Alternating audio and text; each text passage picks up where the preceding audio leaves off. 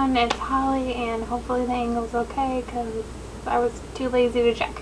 So I am back with monthly wrap-ups. The weekly wrap-ups were kind of just stressing me out. I feel like it was just too much. In June, and I am filming this a couple days early, but whatever. In June, I read Nowhere But Here by Katie McGarry. I gave this 5 stars, and I really liked it. I will have a non-spoiler review coming up soon. This is the first in her new series. It's the Thunder Road series. It's, I would say, like upper YA contemporary. Katie McGarry tends to deal with like some more serious topics, and it's told in dual POV. If you read her other books and liked it, I feel like you would like this one. What the Duke Desires by Sabrina Jeffries, which is the first book in her Duke's Men series, and I also read How the Scoundrel Seduces, which is the second book in this series. I filmed a review for these. I don't know if it's up already. I don't think it is. It should be up in the next week or two. I gave them both 3 stars. They're historical romances. They were okay. I kind of reviewed them together because 1, I wanted to review some romance, but 2, the way I felt about them was very similar. Like, I felt they had a ton of similarities, so they kind of worked together. They're pretty average historical romances. Then I read Asking for It by Lila Pace, which was a ebook, and I gave it 5 stars. I loved it. I'm doing a review of that as well. It's not for everybody. It is, I personally feel like the publisher has made like it incredibly clear everywhere what the book is about, so you know going in. It's about a woman, and she is a rape victim, and she has rape fantasies. Now, I've been reading a lot of reviews and a lot of talk, and people say they don't like the term rape fantasy because they don't like connecting rape with fantasy, so I think they like to say like non-consensual or something, but that's what it is.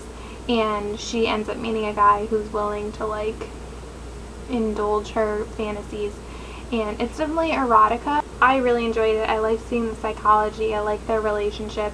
It is the first book in a duology, so it does end on like a sort of cliffhanger, and the next one comes out in September, and I'm super excited for it. Like, then I read another book called Nowhere But Here by Renee Carlino. This was another ebook. I really liked Sweet Thing by Renee Carlino. I read that at the end of last year, and I gave this one 4 stars. I thought it was just not quite as good. It's contemporary romance, I would say. It's about a girl, a woman. She's a reporter, and she ends up going to Napa to interview like this reclusive tech guy that owns a winery now, and she ends up falling in love, and it kind of has like the feel of like a summer fling kind of romance to me. I thought it was a little fast in the romance, but overall it was an enjoyable story. I really liked the characters. I liked the world. I feel like Renee Carlino does a really good job of like setting the stage and like the environment her characters live in, even though it's contemporary. And then I decided to reread Sweet Evil by Wendy Higgins. I want to reread the whole series, so I'm trying to read 1 book a month.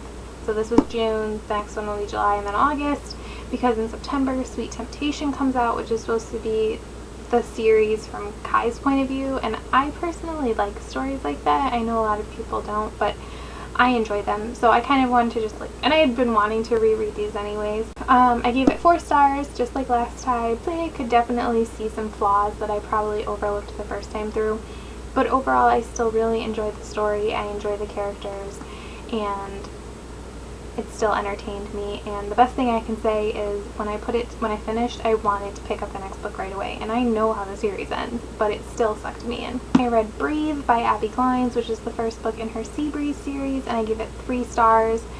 I thought it was an okay new adult novel. In general, I feel like Abby Glines isn't quite my like craft, which makes me sad. I wish she was.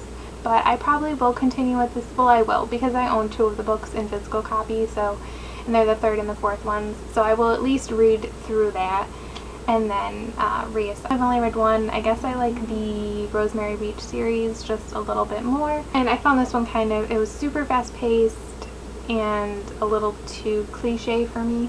Then I read The Assassin and the Healer by Sarah J. Maas because I'm reading The Assassin's Blade. I'm just reading like one novella a month, and I gave this one 3 stars. I thought it was a slight step down from the first one, but it was still enjoyable. It felt more of like a character study to me.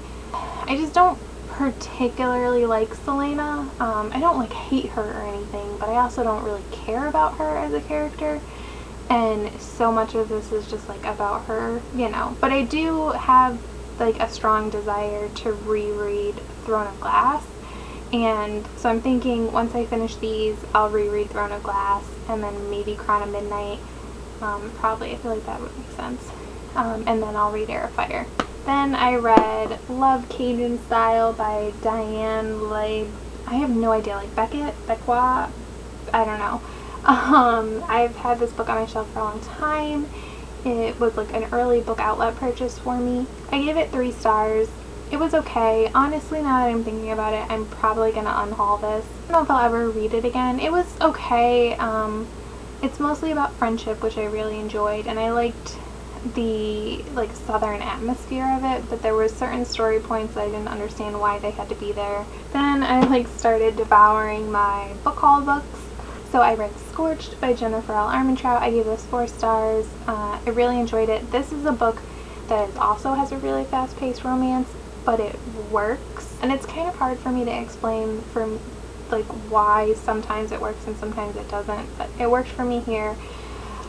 This is, I would say, new adult.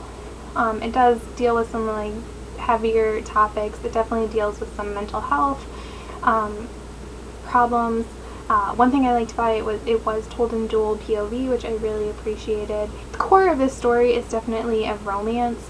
It's definitely super sexual and like not just like, it's not that they're just like having sex all the time, but just like so much of their relationship is physical, I guess. Like they're either having sex, thinking about sex, talking about having sex, like avoiding having sex, and it's just a lot.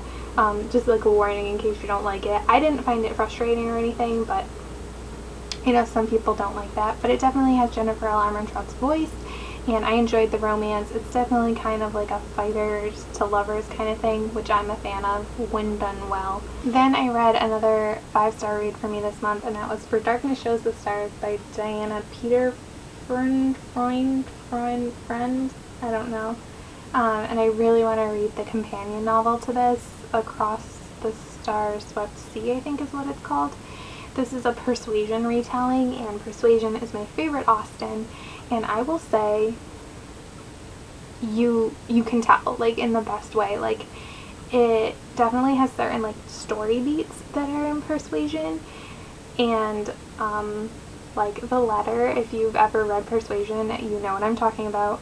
And the letter in here gave me the same feels I got from the letter in Persuasion, which, like, props to the author because that was a high bar. I had updated on Goodreads, I think, about this when I was reading it. It has like this restrained tension that I really remember from Austen, and especially Persuasion. Like, because obviously the world in which Austen lived, you couldn't be like physical with people. It creates this natural tension, and she did such a beautiful job with that here. Like, I guess it's kind of angst, but like more refined. I don't know if there's anything wrong with angst. I like a good angsty book, but I thought it was beautiful. And then the last book I read was Finding Audrey by Sophie Kinsella. This is her first young adult novel.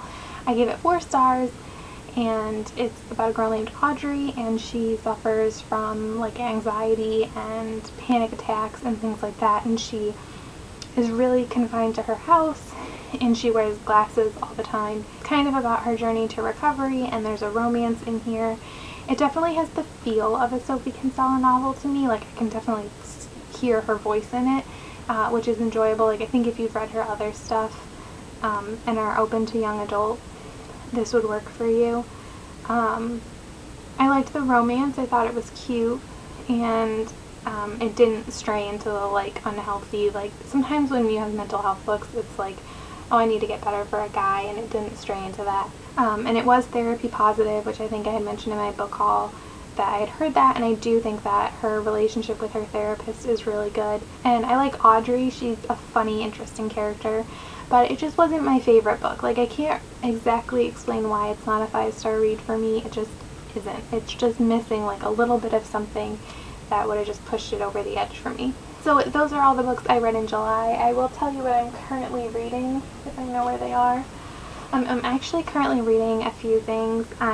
So I was reading, it's like away because I have to go spend the night somewhere, so I put it in my bag to take with me in case I wanted to read it. Enshadowed by Kelly Cray, which is the second Nevermore book. I'm probably about 100 pages into this. I think I'm not in the mood for this, so that's why I put it down, because I didn't want to like not enjoy it just because I wasn't in the mood for it. When I put that down, I ended up buying an ebook, and this is why I would highly suggest authors be very aware of the persona they put out in the world, because I had heard about this author. I had heard people mention her. I know Sarah from Books and Junk has read at least her sci-fi series, but I had never really had an interest in reading her. Her name is Rachel Aaron and Rachel Bach. She writes under both. And she was in the DBSA, of course. Was like such an interest, like a good person. Like, she told a lot of funny stories, and I liked the way she talked, and she seemed very open, and that kind of like sells me on you. And so she was talking about one of her books. It's a book she's self-publishing, a series she's self-publishing because she knew it would be hard to sell. And the first book is called Nice Dragons Finish Last, and I don't really read dragon books, but I decided to check it out, and I'm like 70 or 80% into that, and I'm really enjoying it. The only thing I'm sad about is I don't know how long the series is going to be, but only the first one is out. The second one is coming out in August, and I feel like I've just committed myself to something that I'm going to like love but hate because I'm going to have to wait for the books to be published. And then I figured I would mention this. I went to the library to get some nonfiction stuff, although I think I'm going to start using my library more. But I got this book. It's the Anxiety and Phobia Workbook. I thought I would just show it because why not? It is what I'm reading right now. I'm reading one chapter a day and going through it, and there's like questionnaires and stuff in it. I should probably go see a therapist, but I'm not willing to do that at this point in my life for a variety of reasons. Mainly financial ones.